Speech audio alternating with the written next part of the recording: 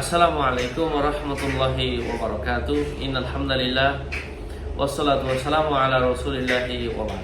সম্মানিত দর্শক শ্রোতা, প্রিয় ভাই বোনেরা, আজকে এই ভিডিওতে আলোচনা করব স্বপ্নে রোজা রাখতে দেখার ব্যাখ্যা কি।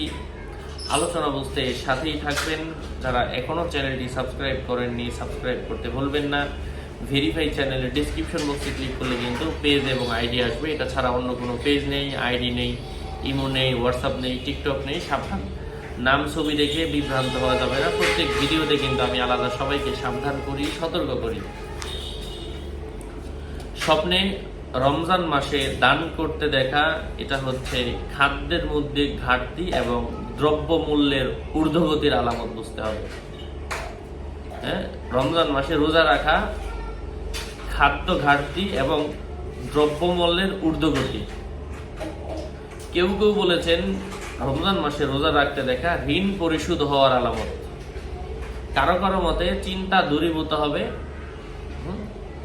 পূর্ণ রমজান মাস কোনো মানুষ যদি রোজা রাখতে দেখে, হ্যাঁ, আল্লাহ তাআলা সে যদি কোনো সন্দেহের মধ্যে থাকে, আল্লাহ পাক তার সন্দেহ দূর করে দিবেন।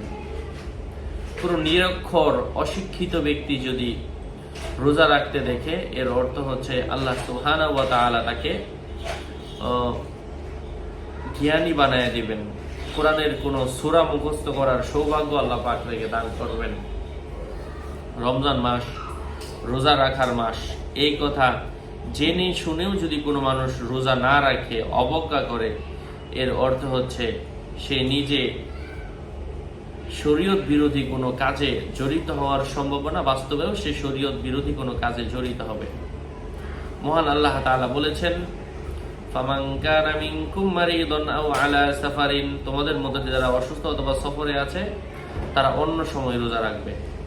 কারো মতে রোজার দিনের বেলা ইচ্ছাকৃতভাবে কেউ যদি ইচ্ছাকৃতভাবে ইফতার করতে দেখে, স্বপ্নদ্রষ্টা কোনো মানুষকে হত্যা করবে অথবা মেরে ফেলবে। হ্যাঁ, হতে পারে সে ইমানদার মানুষের সাথে তর্কে জড়িত হয়ে তাকে মেরে ফেলার জন্য উদ্যত হয়ে যাবে।